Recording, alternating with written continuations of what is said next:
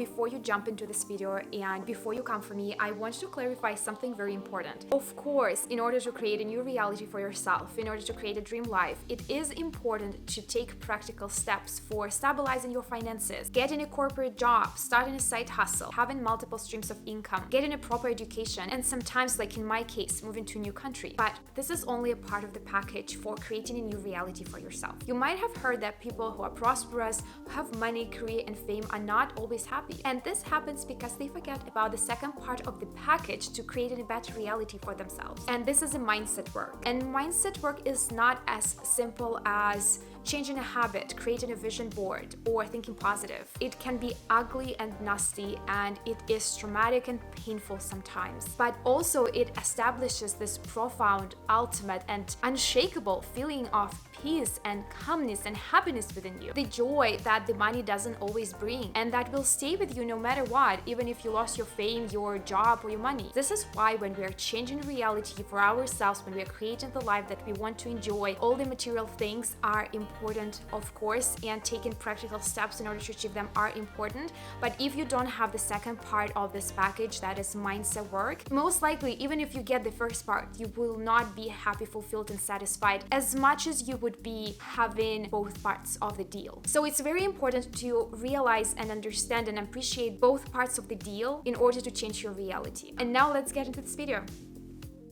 Hi, welcome back to my channel. My name is Yulia, for those who are new, and today I wanted to chat about creating the life you love. I would love to share with you what worked for me, what didn't work for me when I first started creating the life that I love and creating the reality that I enjoy living in. At first, we will chat about all-time favorites, law of attraction and high vibration and all that jazz. After that, we will chat about what to do if you tried all of that, if you tried law of attraction, if you tried to raise your vibration, but nothing seemed to help, nothing seemed to change in your life. I will be happy to share with you the missteps that I have taken in the past that really slowed down creating the reality that I love for me. And finally, I will share a bonus tip that made a huge difference for me when I first started creating the life I love and the reality that I wanted for myself.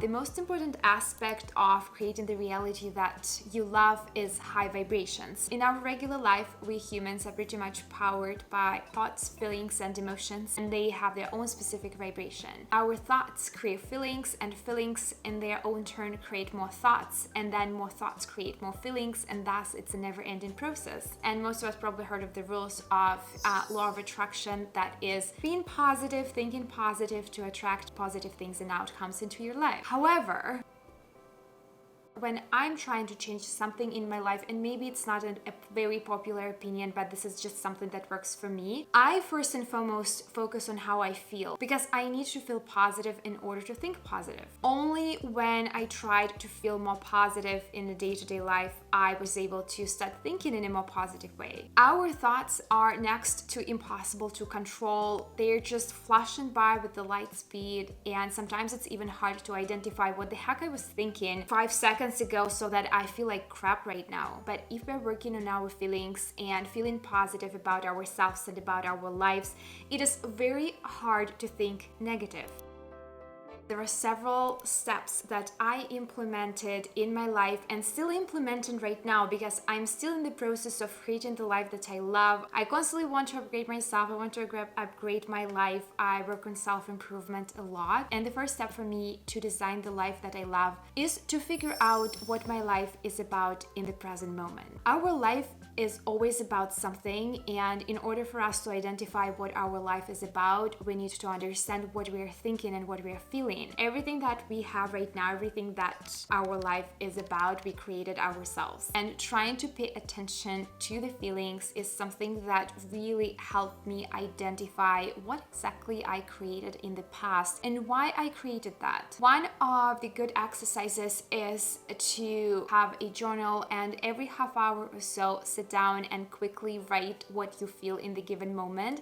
And if you notice that you feel something negative, you could try to trace this feeling back and see what thought exactly caused this feeling. If you don't have time for journaling, you can just try to tune in with yourself. Just give yourself a couple of minutes of silence and identify what are you feeling in this moment. The more we try to do this exercise, the more emotional intelligence we create within ourselves. And we need to know that, because whatever we're experiencing in the day-to-day life, whatever emotions are going on within you, these emotions you are transmitting into the outside world, and this is what you're getting back from the universe. If you're experiencing anger, frustration, you will manifest events in your life that will cause you to feel angry and to feel frustrated. If we are transmitting a fear or uncertainty in some way, shape, or form, we will manifest the events that will make us feel scared or uncertain about ourselves, about our life, about other people, about the world in general. But if we transmit happiness, joy, positivity, we will manifest some things and some events that will make us feel happy and positive about them. Now, step number 2 is to choose how I ultimately want to feel in the new reality that I'm creating. And then we try to reinforce and bring these feelings into the current state, into your current life. For example, I determined that I want to feel easy, balanced, and excited on a daily basis. I know that there are things in my life that would not necessarily make me feel a certain way. Let's say if it's some mundane work that I have to do, if it's cleaning, I would probably not feel easy, balanced, and excited. But being aware of these feelings, I try to reinforce these feelings in some way in my day-to-day life, to experience them already right now. I don't wait to experience them in the future. I have my high vibration bucket list. I'm actually creating a separate video on that I'm very excited about. I use different things, tactics, and rituals in the daily life that are directly linked to my values, that are associated with the reality that I want to create. And step 3 for me personally is the most important one, but also the hardest one, and it is to enjoy the life right now before I created the reality that I want to create. Because again, if we are going back to the feelings that we are transmitting into the universe, if you're feeling negative about yourself, about your life, but you do have an intention to create this new reality for yourself where you're thriving, where you feel happy and balanced, but you still feel negative about your current life, you still are not happy, you are not transmitting your intentions, you are transmitting your feelings. It doesn't matter what your intentions are. If you feel a certain way, if you feel a negative way,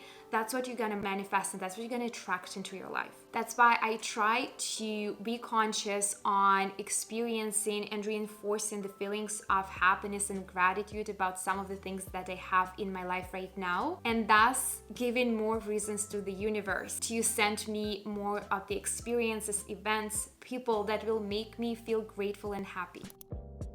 Now, let's chat about if you tried all of that before and it did not work for you. There are a couple of missteps that I did in the past. I wish someone told me about these missteps before I started creating the life that I love. The first one is not necessarily a misstep, but it's some sort of a believe that the universe is punishing me for something, that the world is against me. I tried everything that I could, nothing worked, the world hates me. I've been in that mentality so many times. If you are someone who feels the same way, always remember that universe wants for you exactly what you want for yourself. Universe is supporting us. Universe is giving us ideas, it's giving us circumstances which we can use to create the reality that we like. But if we are coming from a negative perspective, where we're really feeling negative about our current life, we're gonna manifest more of those situations in our life where we're gonna feel negative. And this is simply for us to learn to overcome this feeling. If we don't overcome this feeling, we would not be able to enjoy the life that we created. When we do think that universe is against us, we also put the responsibility on the outside world and on the universe. But things started changing for me when I took responsibility for everything that I have, for everything that I created, for the life that I live right now, and for making these meaningful changes in order to start designing the future that I love. Another misstep that I made is that I was trying to transform my reality from the mentality of scarcity other than abundance. What that means is that I was focused on all the things that I'm unhappy about in my current life, and I was trying to change those. I never focused on something that I already love in my life. I always focused on something that I hate, that I don't like, that doesn't work for me. And again, it made me nervous and unhappy and frustrated. And that's what I kept attracting. I kept attracting events that made me feel the same way. One important lesson that I learned is that if we want to create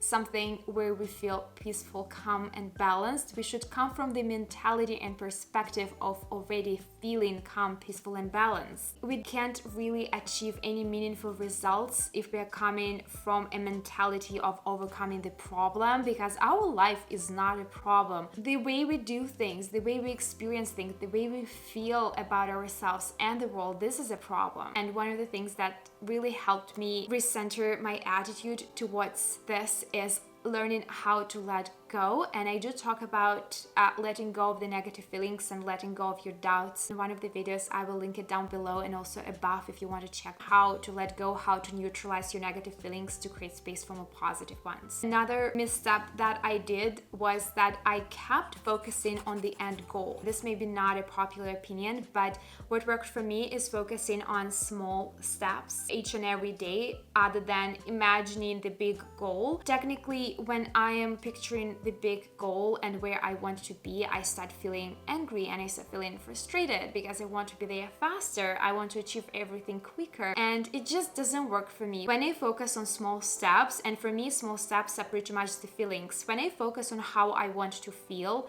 right now in this moment and also in the life that I'm creating for myself, this is a small step that I'm doing towards my goal. And on the contrary, this attitude helps me feel more empowered and helps me feel more motivated.